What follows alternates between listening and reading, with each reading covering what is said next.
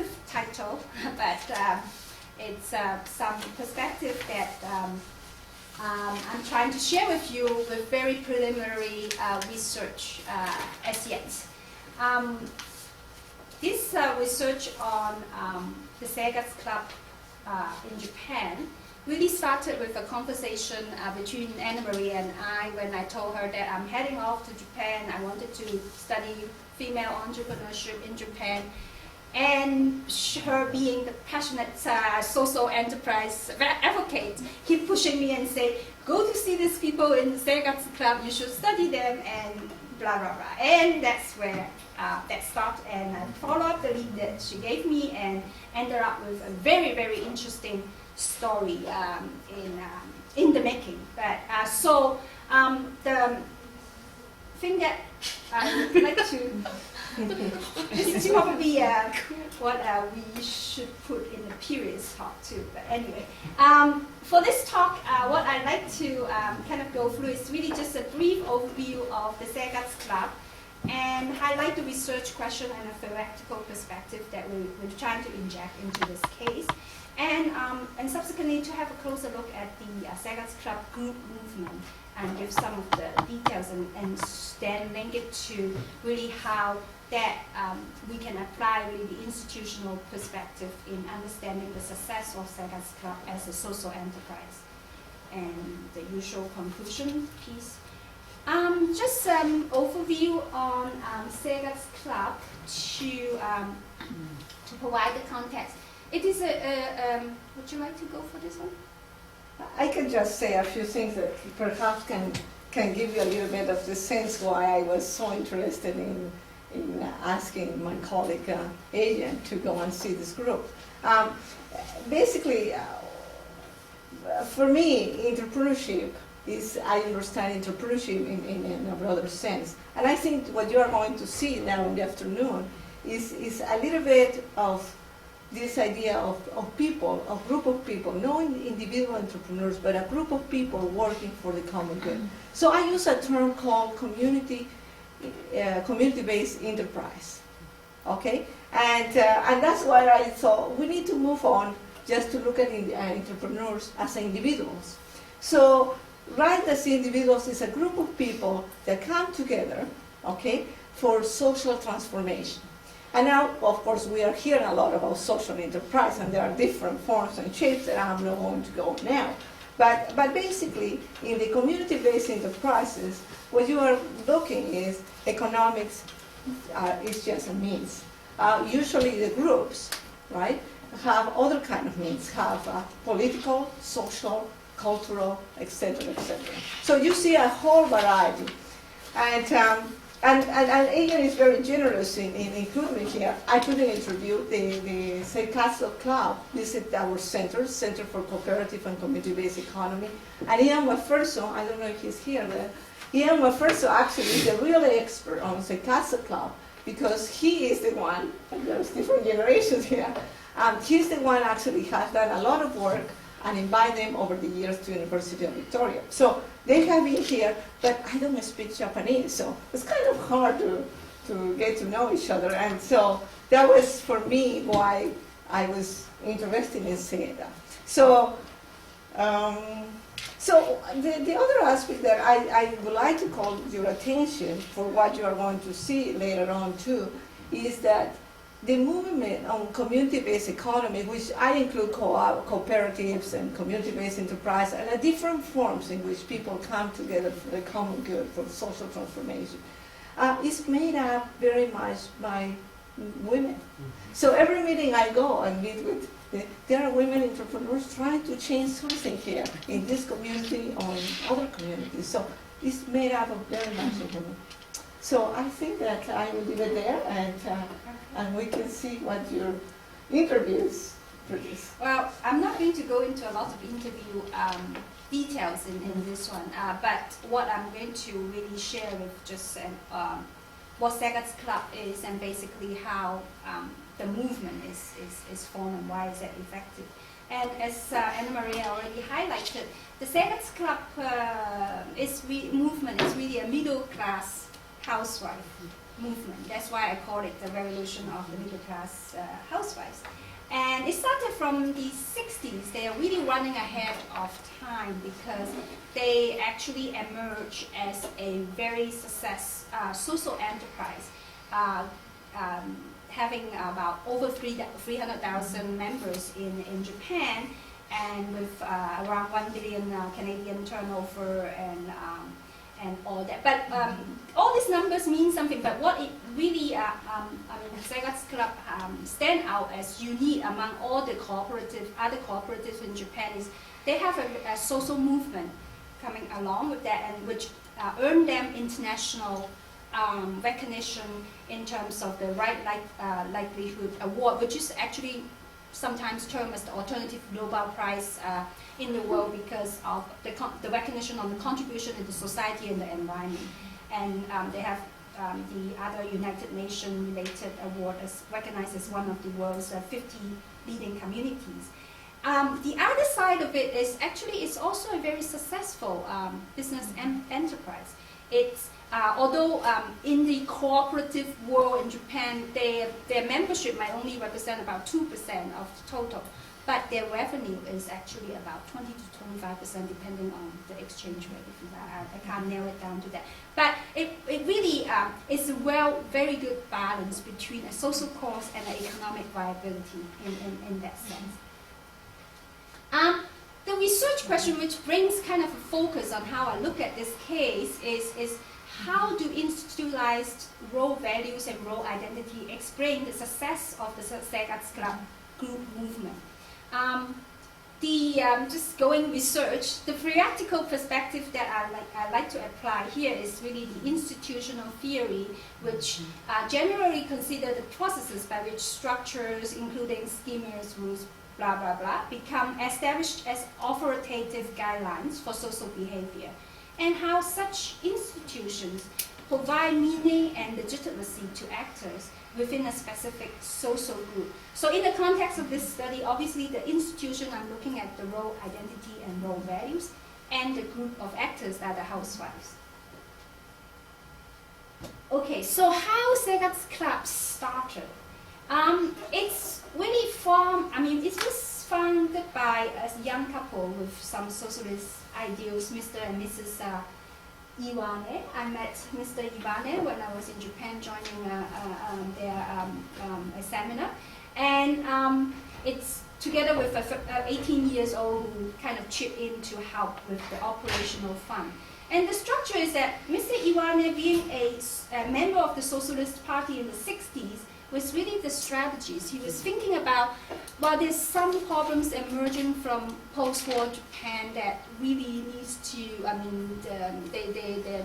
the progressive group was identified as problems for the society because they were too much sort of focused on enterprise building, consumption, and materialistic aspect of life, whereas the more quality side of life was pretty much neglected. So there's a need identified to really reform the way of life after the post-war, 10 years of hardship and then moving on to really economic miracle period. So here's the strategies, and they were thinking about how they can, between him and his wife, how do they engineer this change. And the conclusion comes through is really we need to approach the group that with power to, or with the resources to lead this change. And no surprises, they actually identified the middle class housewife as the group that they would utilize in this process. And middle class housewives, of course, why did they become resources at that point? Because they are actually invested in the community. They have the time and resources to do the networking. And more importantly, the issues that they identify to motivate this group is really linking to the concern of the housewives' roles at that point as really the gatekeeper for the welfare of the family. Just quickly to look at the core values of this Seikatsu Club and what they see as their purposes. Seikatsu really means life in English. The motto that they adapted from the beginning is autonomous control of our life, and which basically what they were trying to say is through like really maybe not so much strongly self-identity.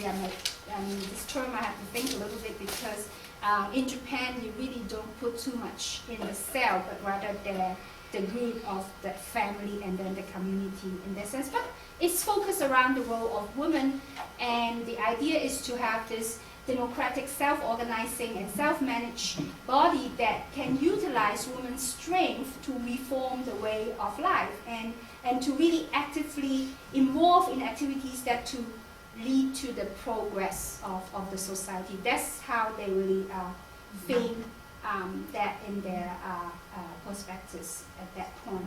And just a quick snapshot of the key milestones. So Seikatsu Club started with this voluntary group, but transformed into a cooperative form in 1968 because actually recognizing the women working together, really they recognize that if they don't get it into a structural form, they might not be able to sustain the activities they want to get organized. But more importantly, they wanted to have this cooperative spirit that allows the cooperative system that allows a group of women in a Han system to really do collective buying and collective learning, as I will talk a little bit about later. Over the years, this consumer cooperative form have actually built into or spin off into different type of network organizations that kind of act as the connecting body for all the individual units, and they progress from being just a consumer cooperatives to by linking with producers, they also form the Federation of Producers, and then there's also a political movement initiated by the Seikatsu women that's called Seikatsu Network. And also later over the year, they actually get together, the Seikatsu women get together and form workers' collectives with the aim that I talked about earlier in creating an alternative way to work and serve the community. Okay, this is just a summary of how those network organizations really kind of group together to link to a core set of values and purposes of the Seikatsu Club. The fundamental thing here is that this whole structure is supported really from the grassroots by the workers' collectives as well as the Seikatsu network groups, the HANs, at the community level. And individuals, members can have like really overlapping membership to all these different type of organization within the Seikatsu Club group movement.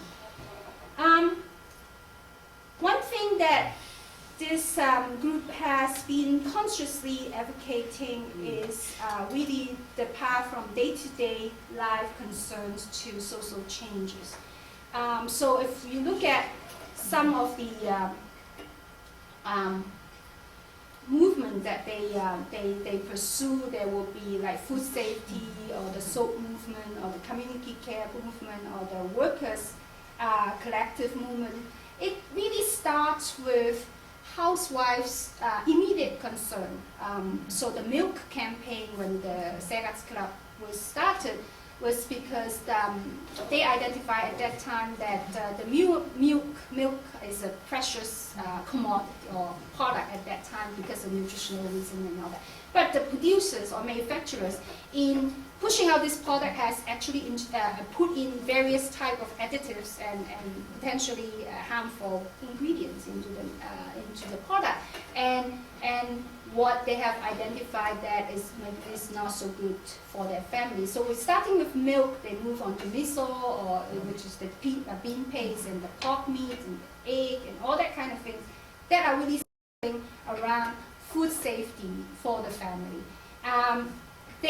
From there though, I mean, they have started to understand the production side of the picture and understand the process, and then eventually really linking it to how we could control or build up an alternative supply chain that works on relationship between producers and consumers, rather than just buyer and seller type of relationship, and changing it to a better kind of cooperative way of producing products that are actually good for consumption, and then eventually leading to a better society. And another example that I'd like to really highlight more recently is the community care movement. Basically, it starts with housewives are fundamentally the primary caretaker of the family, right? So they take care of the kids, they take care of the elderly, and from there, they really realize among themselves that for them to have more social participation, but for women to perhaps have more, what I talked about earlier, career opportunity to be outside of the family, they might need to look at how to share that responsibility with others in the community. So it started with really just very like a mutual support type of mechanism among the Seikatsu Club women, but has developed into very successful business collectives. I mean, most of them are MPOs in that form. And to the extent that they're actually running ahead of legislation. I mean, the social welfare, I think Philip or Christian was mentioning, become institutionalized only in the year 2000 as kind of recognized by the government that there's need to support like this unpaid labor in the home context, to bring it to the public sector and becoming a service that we can provide in a large scale, and that people can claim public insurance for health insurance to cover some of the expenses. So, but the Seikatsu Club women already started doing that in the 90s. Actually, the rise was in the 90s, and what it means is that actually they could capitalize into that institutional change and become much more solid organizations after that. And so I'm not going to be able to share with you a lot of details in a different movement, but what I wanted to kind of inject is a taste of what I would like to say how it happens in this kind of social enterprise, the process, is really in a way to identify the legitimate actor for the intended cause. Right? So in this case, when the Seikatsu Club had that mission to change the way of life in post-war Japan, who's better than the people who are the expert on the life domain, middle class housewives, right?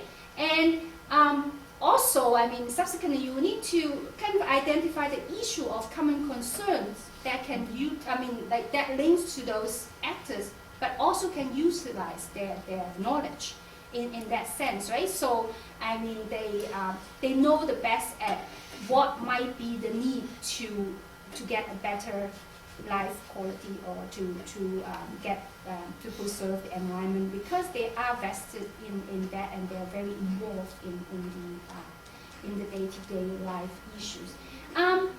There's also this neighborhood network as the basis of information and dissemination and action.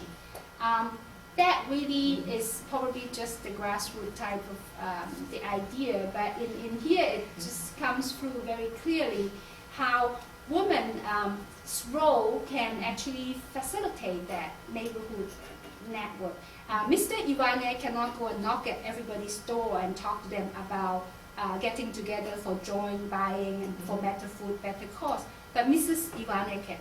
And that's where she becomes the connector and the implementer in that process. And so, and for dissemination of information, having that neighborhood group of housewives, what they get together, it's not just for share buying of products, but what they do is they share information, but they also generate what I call as a type of action learning to convey greater meaning. So from the soap that, the chemical detergent that affect their hands because they're housewives, they wash a lot of dishes and get into problem, they discover what might be this type of chemicals will actually affect our environment, our lakes and rivers and all that kind of things. And that actually leads to a whole string of environmental campaigns that they pursue. And so the other kind of, how am I doing with time? You're okay. It's 1/4 after. The another lesson is basically just an overall thing of work from the fringe to impact into the mainstream system. Women stereotyping, which Christian is talking about in the past, I mean, maybe looked at Japanese women maybe considered as marginal in the mainstream context. Their position is in the house, they might be main responsibility is really taking care of the kids and the husband.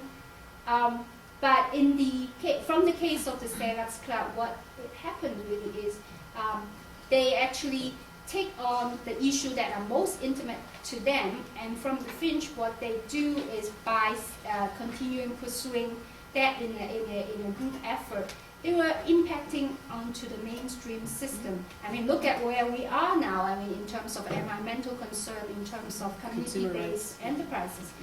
Those women are running 30 years ago, or 40 years ago, or more than that, they started that already. So, I'm going to move quickly on to really how do I link that, what is going on with Seikatsu Club movement into the institutional perspective. Is we look at institution as the shared rules and typification of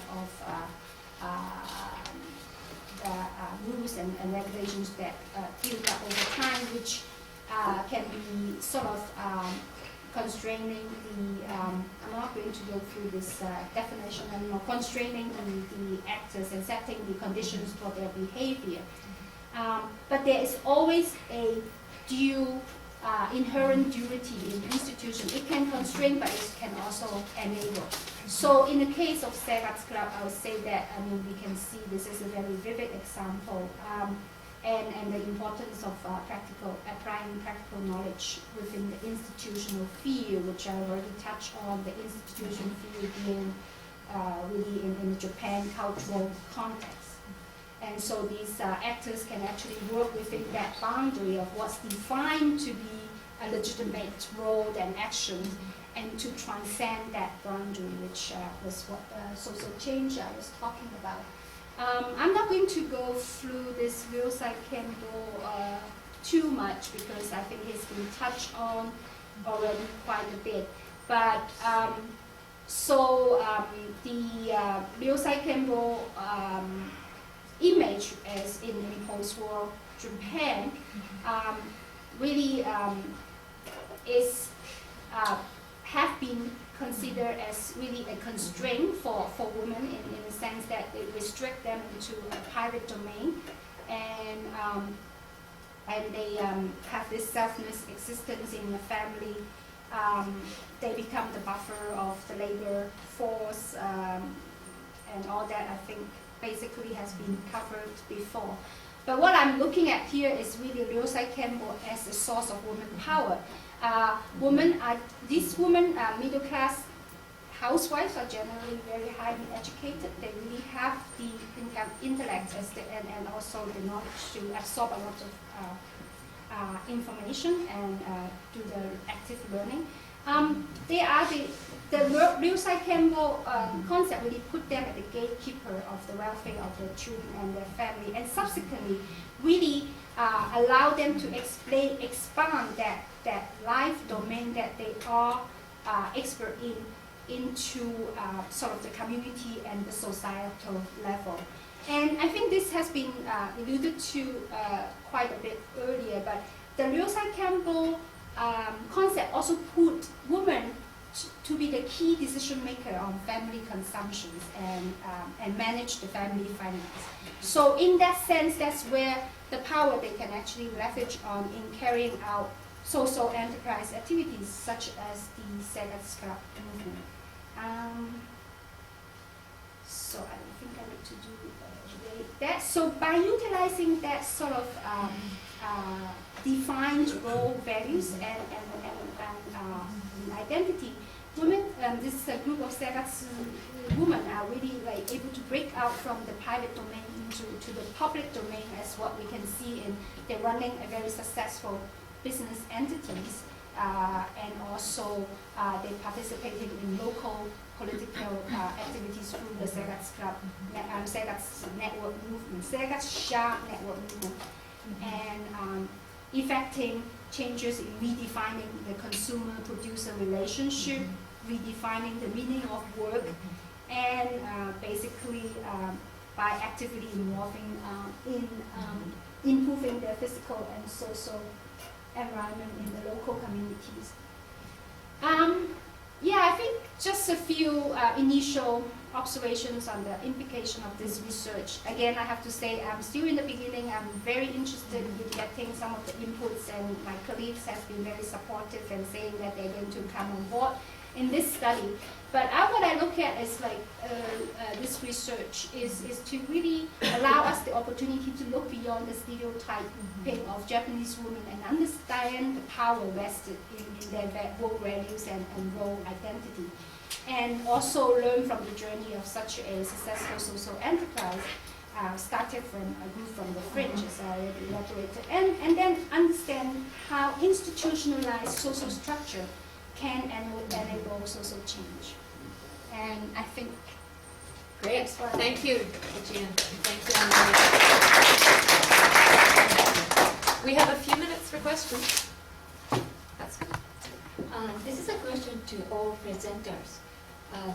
I understand the work environment for women has been improving globally, but in Japan, I think there are still lots of limitations and the barriers for women to continue or pursue their careers. And then in the past, I think Japanese women had less education, and they are discouraged to pursue their education. So I think in the past, it was necessity for women to go into entrepreneurship. And then nowadays, we have more educations. And then, because of the internet, we can start in a small business. And I just thought maybe, the shift from necessity to choices. Now, women can choose to be an entrepreneur because of the improvement and of the education and also the opportunities and maybe the work environment. And I just want to know everybody's opinion on this. I think Philip was addressing this necessity and opportunity kind of change. Maybe you want to take it. Well, I did a number of interviews of women who had started a career in a company. They had knowledge, they had relationship, a little bit of money, and then they created a company. And then they were opportunity entrepreneurs at the time. Almost all of them told me that they would have preferred to stay in their company if the company had offered them better work-life balance. That they would have done it. But they were almost obliged to go out and create a company. Then there were opportunity entrepreneurs in terms of intellectual capability and capability to seize opportunity of the market, but also necessity entrepreneurs, in the sense that it was almost an obligation to do that. Then it happens because, as Tim said, the work-life balance system does not work well in Japanese companies. And why does it not doesn't work well? Because it's considered only as a woman affair. I mean, men are not included in that. It can only work well, I think, if both men and women are included. When women will have more opportunity. I'm no expert in Japan at all, but what I could say is that in my own work, doing work with women in rural communities and so on, I think that we need to be careful to just not categorized as women as homogeneous. And I think some of you have raised that. I have to get out of the room for a second, but I think some of you have talked about we can now categorize. And I suspect that there are different types of entrepreneurs, and there is a class issue, caste or whatever, in different cultures that will play a role. And I suspect there will be always different types of entrepreneurs, push and pull factors to entrepreneurs. I guess my observation is that necessity entrepreneurship swells and shrinks. And therefore you're always going to have necessity entrepreneurs because economic conditions are in flux. And so you will have a kind of constant movement among and between those kind of circumstances. And I think someone made the allusion to it, is that it's very difficult to tease those two things apart, because people feel that they're compelled to do things, and simultaneously they have a sense of, well, if I'm compelled, what are my options? And so there's both choicefulness and compulsion simultaneously. That you can be both of these things, not one or the other. So, my next question was something you mentioned. Japan enjoyed economic upturn for a long time, but now after the bubble burst, they never really recovered up to the point that they used to enjoy. And then now, they are going into the deflation, and then I know, many employment slashed, and then many women were engaged in a part-time job and also the temporary jobs, and then they are the first one to be slashed. And I just thought, as you said, depends on the economy, the cycle, and it shrink or expand. And I just thought maybe from now on, the women maybe seek more opportunities in the entrepreneurship because their opportunity in the organization may be limited. Right. I have plenty of interviews that I did just as the economic bubble burst. It's very funny that women who were being snapped up when there was a labor shortage during the big swell, young women coming out of university could get jobs very, very easily, and companies were promising that they could be on the career track instead of always being, stuck on the, you're going to have to leave in 2 years after you get married track. And as soon as the bubble burst, it just died. It was gone. And women who had been educated in that environment, that kind of expectation, then are once again stuck in that necessity entrepreneurship. So that actually through the early periods of economic bubble, women's entrepreneurship did not collapse. It continued to expand. And I'm not sure if that's the case now, that there's not much expansion. But for a while, there's not much expansion in the Japanese business community. But for a while, that was still increasing, even though the economic bubble had burst, because there are all these people who had been trained and planned, and then they were able to shunt that to the side to deal with self-employment. There's general comments that I talk to researchers and people who are very much in contact with women entrepreneurship field is that it does fluctuate with the economic situation, employment situation specifically. I mean, when employment possibility worse or getting bad at this point of time, the ratio will be increasing. I mean, the statistics really is very problematic area in Japan at the moment, capturing women entrepreneurship for the various reasons that has been mentioned earlier. But a lot of them were not being captured. But I think in some relative numbers, we were seeing that the emergence of women entrepreneurs are stronger generally than men in good times and bad times. But because men tend to probably the parallel with economic development would be much more skilled for men, because when men really have no choice and become structured or restructured out, they might have to get something to start to make it. Go work in their wives' businesses. But the other thing that you see also in some of the literature, and thank you to this conference that coming back to some early work that I did, but I don't know, I haven't reviewed the literature for years, but I remember 10 years ago, I looked at the literature and always across different countries, and what you could see is, of course, in crisis, women are there, but when this area, economic, what you were saying, as soon as economic growth, the men come to the jobs of the women, and the women disappear. Right? Not only that the women disappear as entrepreneurs, but actually the men get into that kind of areas. And when we are talking about crisis, also, if we look at the collective action, community-based enterprises, that creates all these, usually what you see is that they emerge in crisis. Too. The women come together and push this crisis too. This is always. Yeah, and I'd like to just add on that we talk about necessity and why the economic situation affect their choices, but actually what from the conversation I have with some of these more successful women entrepreneurs, they are very conscious of the opportunity that they can have also in this kind of situation. And something very interesting coming through is that they actually see their identity as women adding to their competitive advantage if they structure their business well, I mean, in that sense, because women entrepreneurs are still the minority. And when they did a good job, or they send out a strong message, they get attention, they get media attention, they get public attention, and that really boosts their venture as well. So there is a combination of those factors playing in.